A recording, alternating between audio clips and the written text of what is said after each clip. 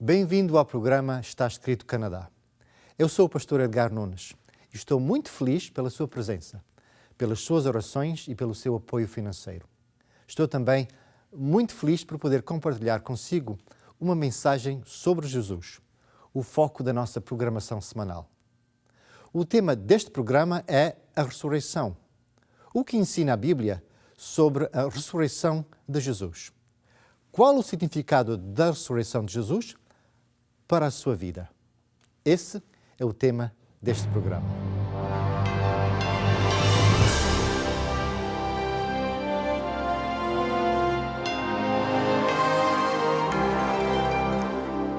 Venceu a prova do tempo. O livro de Deus, a Bíblia, ainda relevante neste mundo complexo. Está Escrito Canadá, partilhando mensagens de esperança ao redor do mundo.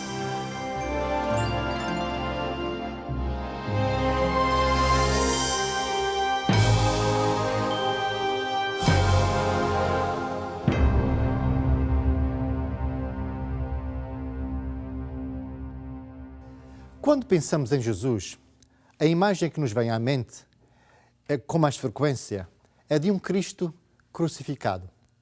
Imaginamos Jesus crucificado, de braços abertos, cabeça descaída, com os pés sobrepostos e o seu corpo sem vida.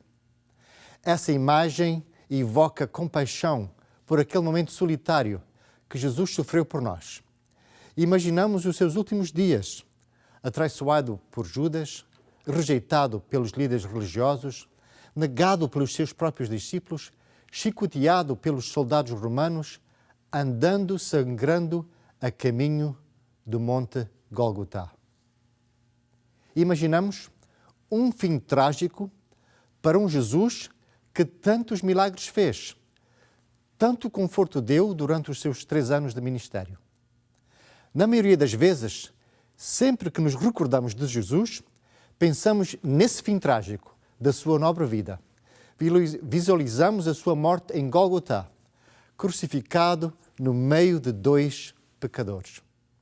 E pensamos que a morte de Jesus foi o fim trágico, o ponto final da sua vida sem pecado.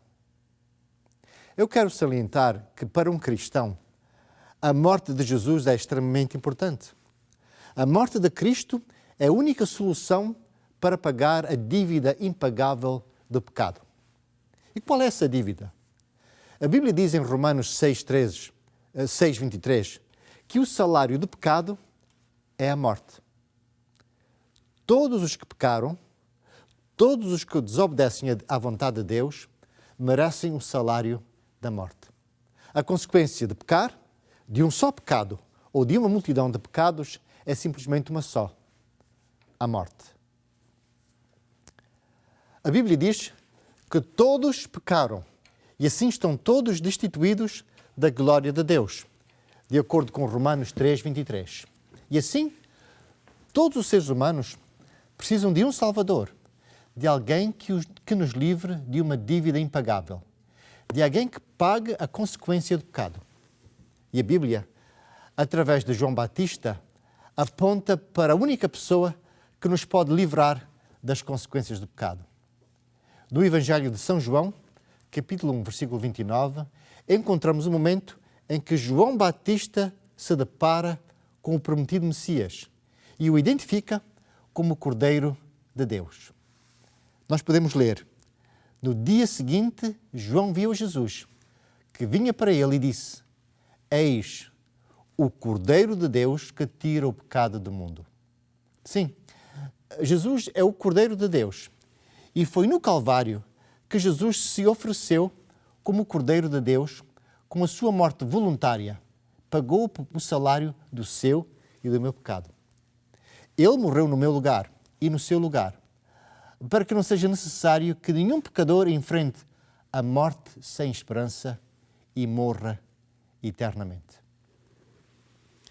A cruz de Cristo, o Calvário, é uma revelação do amor de Deus a cada ser humano. Sem o sacrifício de Cristo no Calvário, não existe perdão de pecados e livramento das consequências do pecado. Estimado telespectador, você crê que o sacrifício de Jesus o livrou da consequência do pecado, que é a morte? E já aceitou seguir a Jesus, viver para Jesus, obedecer a Jesus e os seus ensinos? Se é esse o seu desejo, no seu coração, diga sim aos apelos que Deus lhe tem feito através do seu Santo Espírito. Não quero que jamais se esqueça do Calvário, mas hoje vamos focar num outro momento que aconteceu na vida de Jesus. Vamos ganhar uma nova apreciação por um outro momento da vida de Jesus que vai certamente encher a sua vida de esperança e de alegria. Hoje vamos refletir no que aconteceu com Jesus depois da sua morte. Algo maravilhoso aconteceu no primeiro dia da semana, no dia depois do sábado, que Jesus descansou na sepultura. O Evangelho de João conta um momento que foi inicialmente de grande desapontamento para Maria Madalena. A vida dessa mulher tinha sido transformada por Jesus.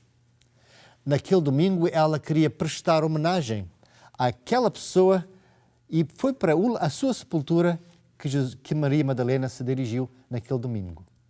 De madrugada, ainda o sol não tinha nascido, Maria dirigiu-se ao sepulcro, aonde Jesus tinha sido colocado, depois da sua morte. Essa mulher a quem Jesus tinha perdoado, esperava encontrar Jesus sem vida, coberto de lençóis e ungido com especiarias aromáticas, de acordo com o costume desses tempos. Mas o que encontrou Maria? Algo inesperado. O sepulcro estava vazio. Jesus não estava onde os discípulos o tinham deixado. Inicialmente, Maria pensou que o corpo dele tinha sido levado para um outro lugar. Imediatamente, Maria correu para Simão Pedro e ao apóstolo João, dizendo-lhes: levaram o Senhor do sepulcro e não sabemos onde o puseram. Então Pedro saiu com outro discípulo e foram ao sepulcro. E os dois corriam juntos, mas o outro discípulo, diz as Escrituras, correu mais apressadamente que Pedro e chegou primeiro ao sepulcro. João 22:4. Nessa madrugada de domingo, Maria Madalena, Simão Pedro e João encontraram o sepulcro de Jesus vazio, mas com evidência que Jesus tinha lá estado. Esses 3 discípulos não encontraram o corpo de Jesus. Encontraram apenas os lençóis que tinham coberto o corpo dele e um lenço enrolado que tinha sido colocado sobre a cabeça de Jesus. Que coisa! O que tinha acontecido ao corpo de Jesus depois do seu falecimento? Os 2 discípulos decidiram regressar para a sua casa, sem saber o que tinha acontecido ao corpo do falecido Jesus. Mas Maria Madalena ficou perto do sepulcro, chorando. Ela estava constrangida por não poder ver o corpo do homem que lhe tinha dado uma nova oportunidade de viver uma nova vida. E ela chorou. Eu imagino o choro e a tristeza dela. Há muitos anos, ainda eu era um jovem de 15 anos, a minha mãe perdeu a pessoa que ela tanto amava, a sua avó. E a minha mãe demonstrou a sua profunda tristeza com um choro tão alto que me emocionou bastante. Sabe, amigo, Jesus também chorou com a morte do seu amigo Lázaro. Mas para Maria, aquele momento de profunda tristeza se tornou num momento de suprema alegria. A Bíblia relata o que aconteceu a Maria. E Maria estava chorando fora do sepulcro. E estando ela, pois, chorando, abaixou-se para o sepulcro. E ela viu 2 anjos, vestidos de branco, assentados aonde jazera o corpo de Jesus, um à cabeceira e o outro aos pés. E disseram-lhes eles: mulher, por que choras? E ela lhes disse: porque levaram o meu Senhor e não sei aonde o puseram. E tendo dito isto, voltou-se para trás e viu Jesus em pé, Mas ela, Maria, não sabia que era Jesus. E depois disse-lhe Jesus: mulher, por que choras? Quem buscas? Ela, cuidando que era o hortelão, disse-lhe: Senhor, se tu o levaste, dize-me onde o puseste, e eu o levarei. Disse-lhe Jesus: Maria. Ela, voltando-se, disse-lhe: Raboni, que quer dizer mestre. E disse-lhe Jesus: não me detenhas, porque ainda não subi para o meu Pai, mas vai para os meus irmãos e diz-lhes que eu subo para o meu Pai e vosso Pai, meu Deus e vosso Deus. E Maria Madalena foi e anunciou aos discípulos que viram o Senhor e o que ele lhe dissera. As lágrimas de Maria pararam subitamente quando ela se encontrou com o Jesus ressuscitado. Eu não posso imaginar a reação de Maria. Da profunda tristeza, lamentando a morte de Jesus, para um momento de grande emoção ao se reencontrar com o Jesus vivo, o Jesus ressuscitado. A sua última imagem de Jesus na cruz foi substituída pela experiência de um novo encontro com Jesus vivo, o Jesus ressuscitado. Imediatamente, Maria se dirigiu aos discípulos que se encontravam reunidos num quarto com as portas fechadas devido ao medo que eles tinham dos líderes religiosos. Naturalmente, que esses discípulos tinham ouvido o reporte de Pedro e João e estavam pensando aonde estava o corpo de Jesus. Para onde tinha o corpo de Jesus sem vida sido levado após o seu sepultamento. Mas eles ouviram, mas não creram no relato de Maria, talvez devido ao preconceito masculino.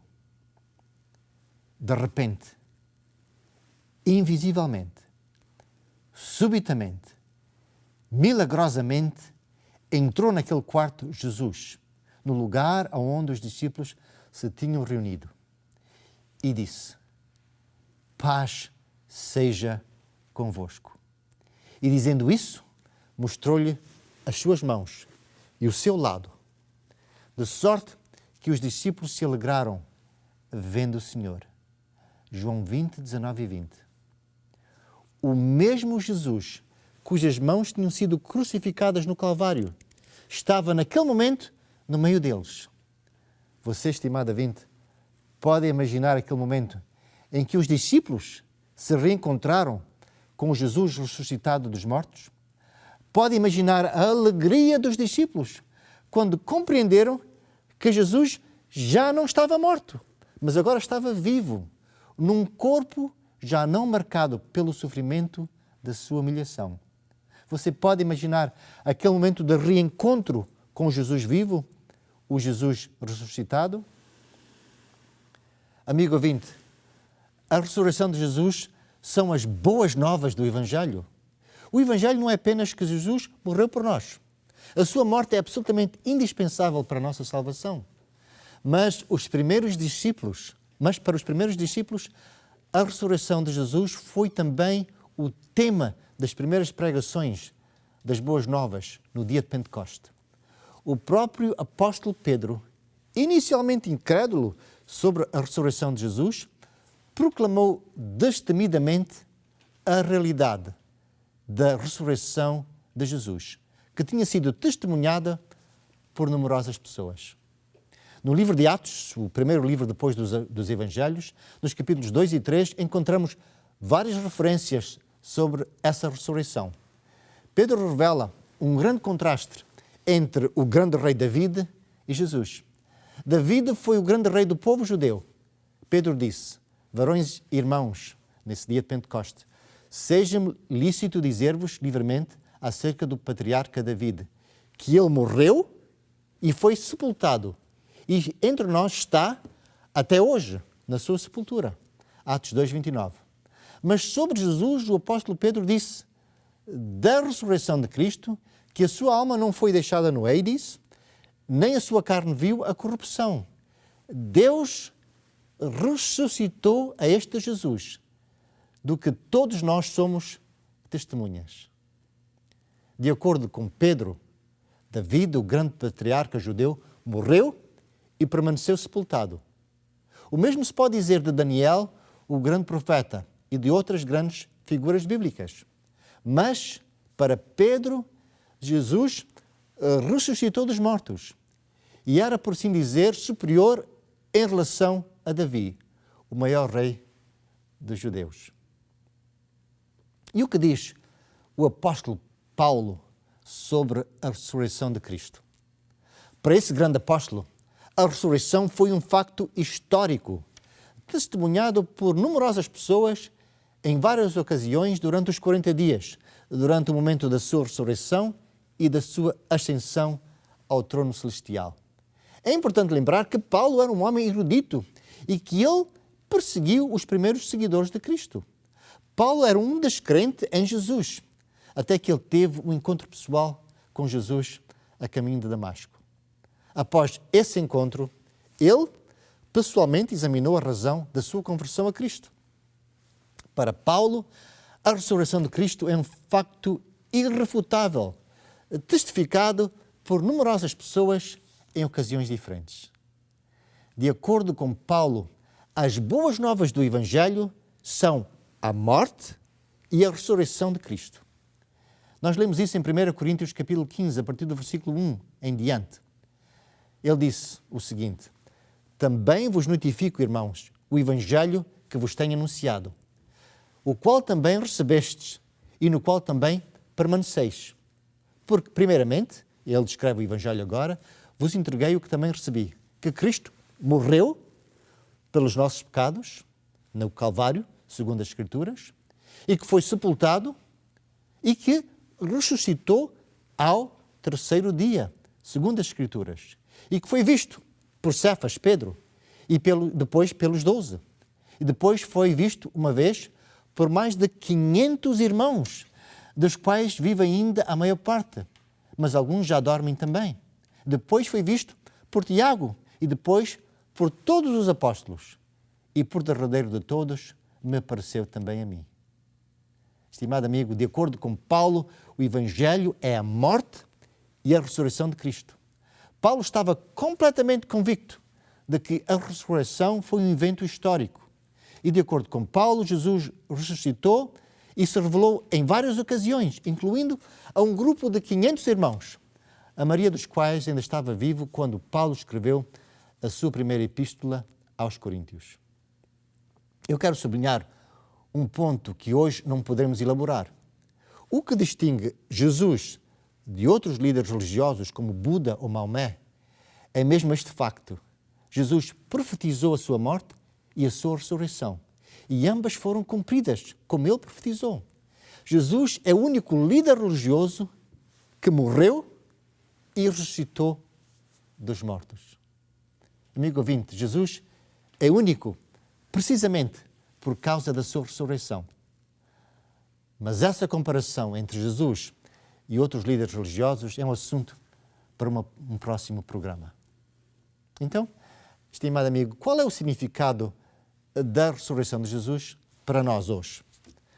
Quais são as bênçãos que nós podemos dirigir ao Jesus ressuscitado? Quero compartilhar as seguintes bênçãos para cada um de nós. A primeira, a oportunidade da oração.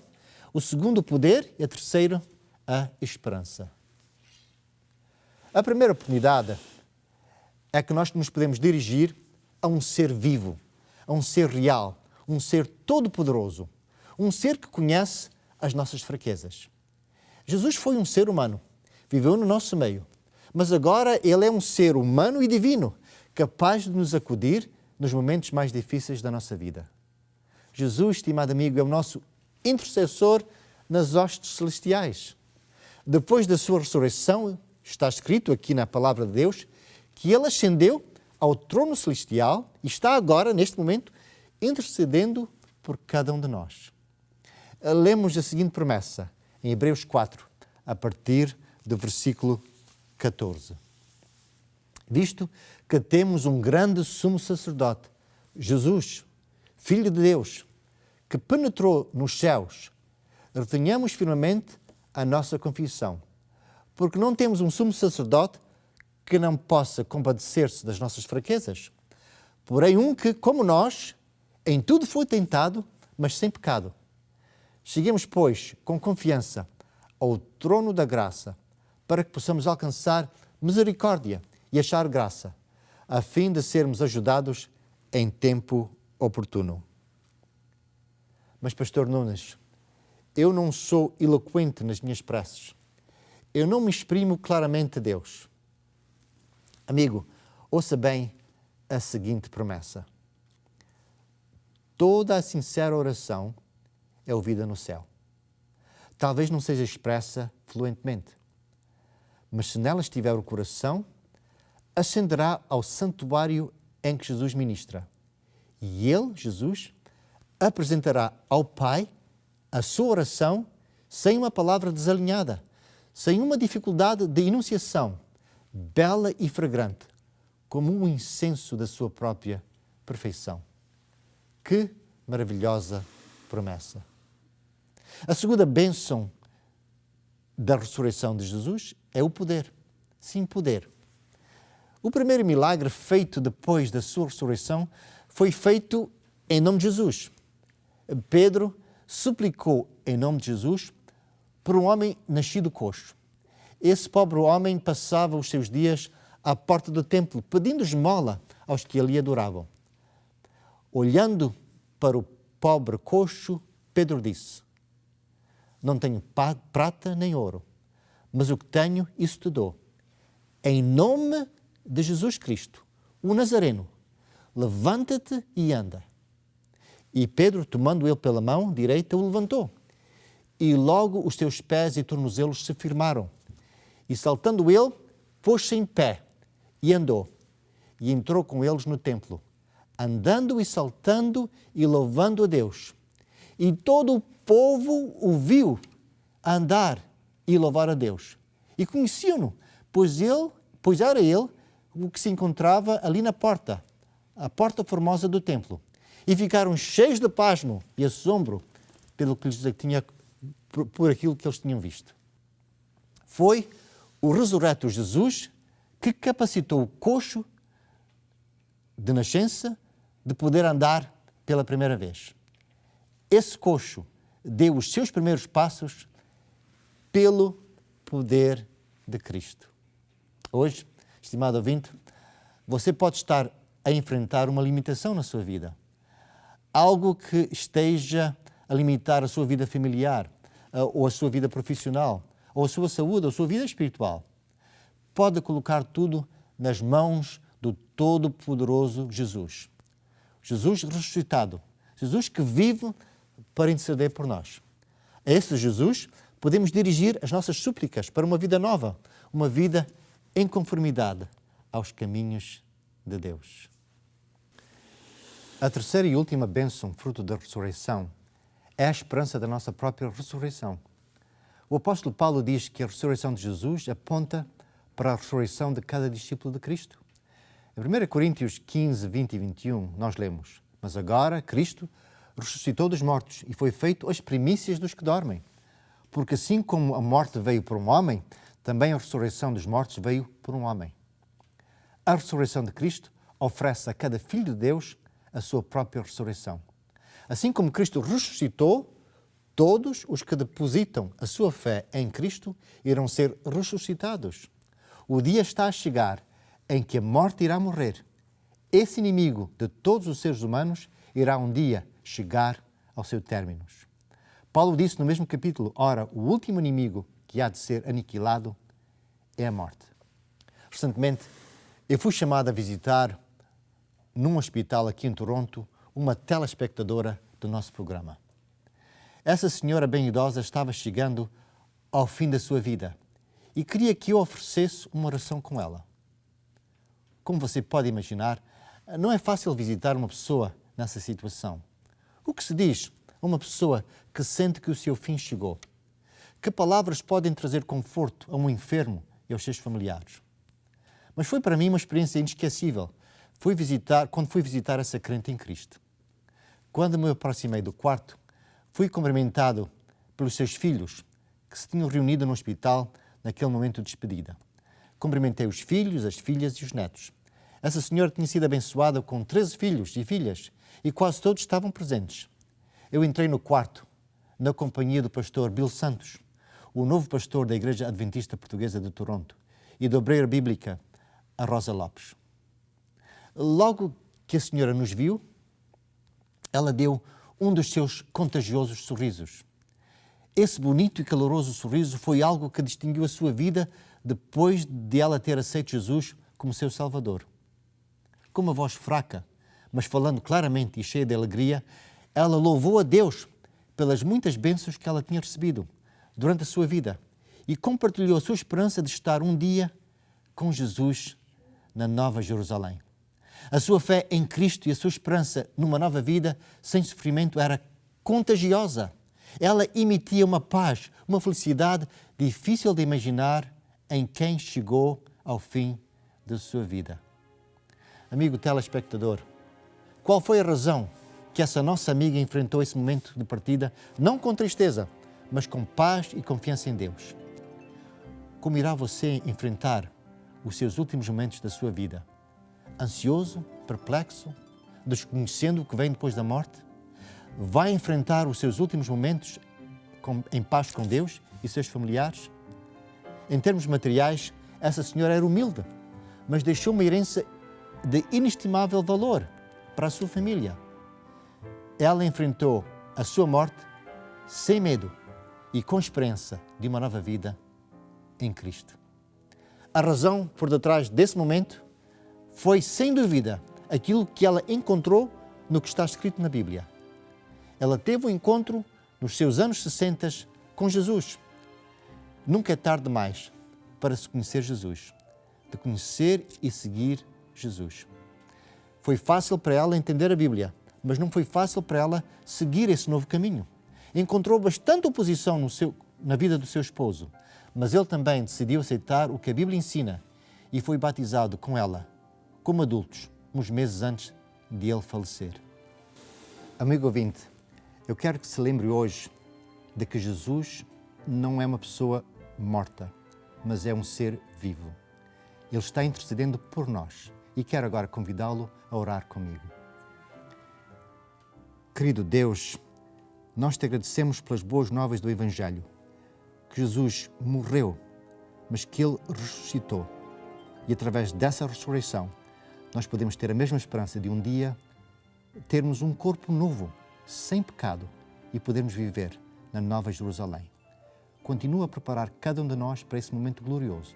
É o que pedimos e agradecemos. Em Teu santo nome. Amém. Estimado telespectador, quero agradecer a si a sua presença e quero convidá-lo a estar connosco neste mesmo canal, neste mesmo programa, neste mesmo horário.